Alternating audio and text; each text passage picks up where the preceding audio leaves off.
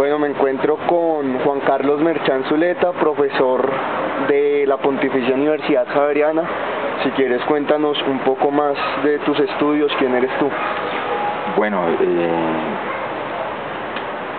yo soy de base, soy filósofo, con un posgrado, una maestría en estudios políticos y algunos estudios, digamos, de literatura, historia, antropología, teología también.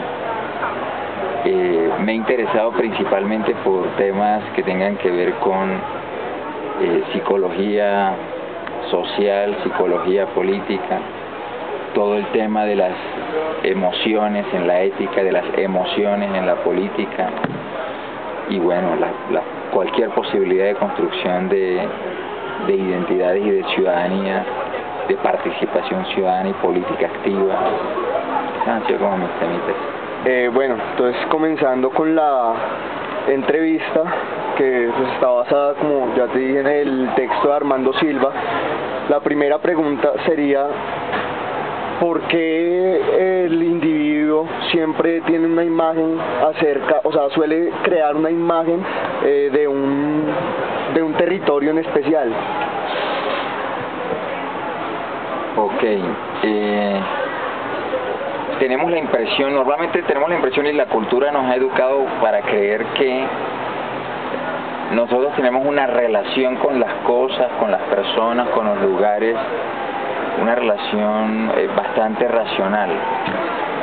Decimos que pensamos en las personas, pensamos en las cosas, pensamos en los lugares, pero en el fondo lo que tenemos es una relación profundamente afectiva y biológica con el mundo.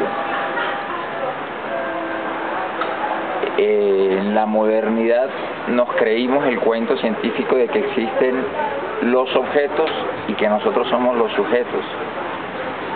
Y perdimos la perspectiva de que somos la misma realidad interconectada.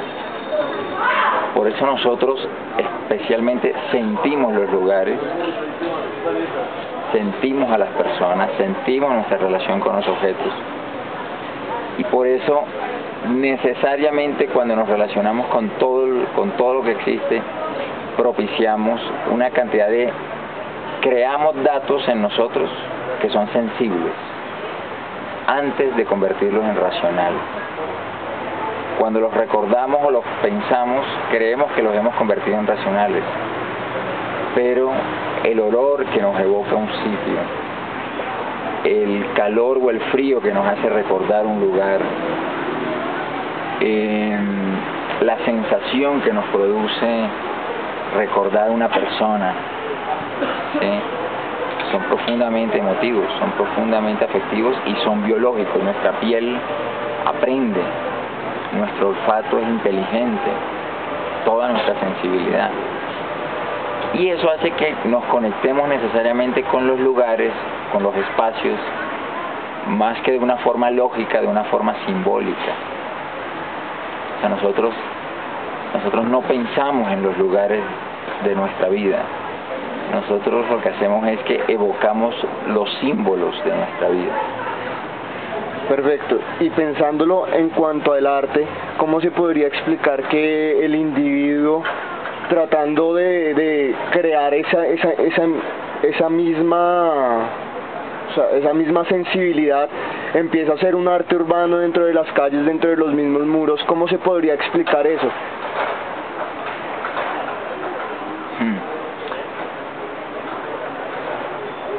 La relación que tenemos con el mundo desde esa sensibilidad naturalmente nos mueve a tener esa tendencia a terminar la realidad. Nuestra cultura nos ha enseñado, o hemos sido criados en una cultura que nos dice que las cosas que encontramos están hechas y que la realidad que nos encontramos ya se acabó y está allí. Pero si nosotros le hiciéramos más caso a nuestra sensibilidad y a la relación biológica y emotiva que tenemos con el mundo, tendríamos cada vez más la impresión de que las cosas no están terminadas, de que el mundo no está acabado y que por eso tenemos que acabarlo. tenemos que terminarlo, o que tenemos que al menos modificarlo, imprimirnos nosotros en las cosas, imprimirnos nosotros en las personas, imprimirnos nosotros en los lugares. Desde esa relación sujeto-objeto de la modernidad, casi que los objetos los traemos a nosotros, pero desde una relación menos lógica y más sensible y biológica, podemos tener la impresión de que nosotros vamos a las cosas, vamos a los lugares y a las personas y nos imprimimos en ellas, nos hacemos parte, nos dibujamos en las cosas, nos dibujamos en las paredes y en los lugares. Uno puede ir a un lugar que le evoque a uno a alguien y uno siente que no es que ese lugar le pertenezca a ese alguien después de que vuelves después de muchos años, sino que vas al lugar y el lugar te trae a ese alguien, te trae a esa persona.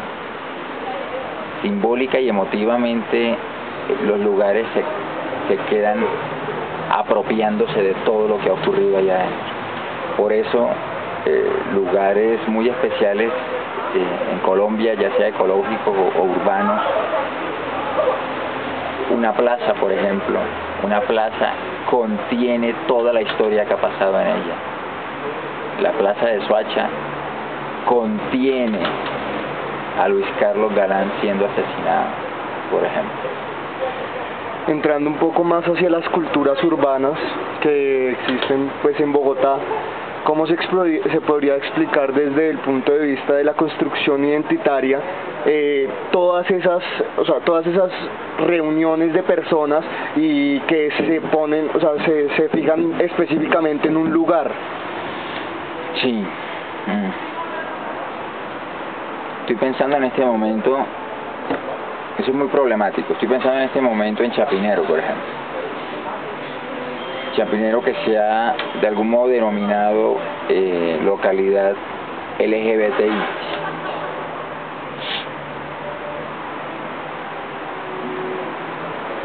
Puedo decir varias cosas. La primera, puede ser que el conjunto de prácticas repetidas que se realizan en un lugar hace que esas personas se impriman en el lugar, como lo expliqué ahorita, y empieza a convertirse no solo para ellas, sino para toda una sociedad, que ese lugar ya está impreso, no estaba acabado, alguien lo imprimió, y en el imaginario colectivo empiece a creerse eso. Sin embargo, muchas veces puede hacerse o por voluntad de los actores que se imprimen, o a veces puede ser en un sentido un poco discriminatorio también. O sea, la creación de identidades puede ser un ejercicio muy positivo, o sea, muy armónico con los deseos de aquel que está construyendo su identidad. Pero es posible que un grupo de personas le construya una identidad a alguien a la fuerza, y que ese alguien se resista a ello, y no solo se resista, sino que con el paso del tiempo la termine asumiendo, porque no tuvo de otra. Y en una sociedad como la nuestra, permanentemente estamos creándole la identidad a otros, incluso en contra de ellos mismos. Si en Chapinero, yo creo que es posible que un gay y una lesbiana se sienta impreso en Chapinero, pero un trans o una mujer trans no necesariamente. Lo que pasa es que por el hecho de que se haya construido la sigla LGBTI y a todas estas identidades que son muy diferentes se les incluye dentro del mismo conjunto de siglas, está creándole una identidad a la fuerza a mucha gente. Y en Chapinero hay muchas historias de dificultades entre las diferentes identidades que caben dentro de los LGBTI. Muchos de ellos no se sienten incluidos allí, pero el imaginario ya les creó eso, y es a la fuerza.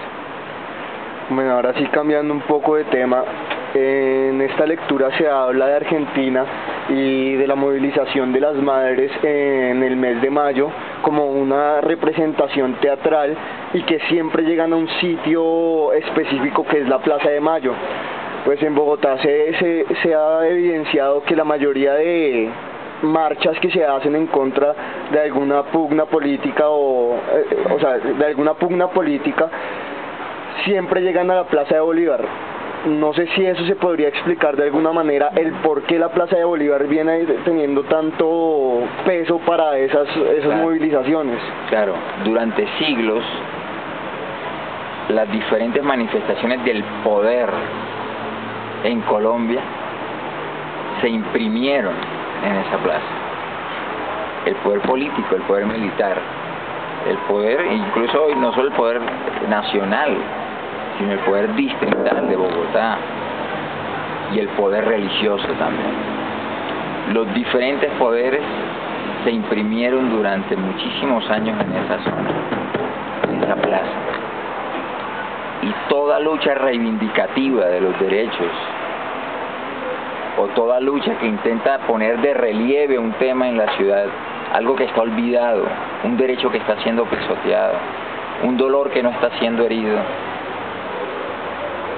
sentirá la necesidad de ir a poner esa cara a la simbología del poder, a aquel sitio que tiene impreso la historia del poder de este país. ¿A quién más sino al poder hay que enfrentarle una cara de protesta? No aquel que no tiene poder, no aquel que ha sido también víctima. Es a quien lo tiene, es a quien tiene el poder.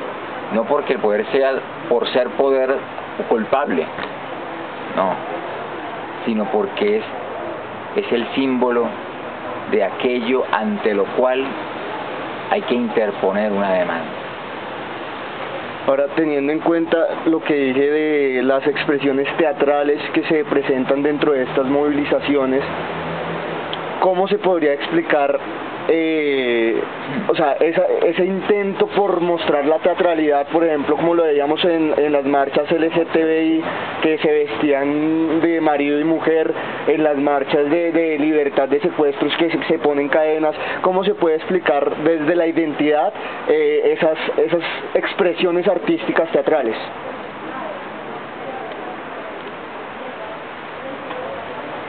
El arte es más poderoso que la ciencia y que la filosofía en ciertos ámbitos de la vida humana. Creo que después de tantos siglos nos hemos ido convenciendo poco a poco que no es la fuerza de las ideas las que mueve el mundo, y que más bien las ideas no tienen fuerza. Pueden tener lógica, pueden tener coherencia interna, pero no fuerza. Lo que moviliza a los seres humanos a hacer transformaciones leves o radicales en la vida no son buenas razones, son profundas explosiones de emotividad que expresan sentido de la vida. El arte precisamente expresa de una forma no lógica toda la complejidad de la interioridad humana. El arte puede expresar de una forma mucho más viable, rápida y contundente los sentimientos humanos, que son los que sí mueven el mundo. Nosotros realmente no tenemos en el fondo dilemas entre nuestra razón y nuestros deseos. Lo que tenemos más bien muchas veces son dilemas entre unos deseos y otros deseos.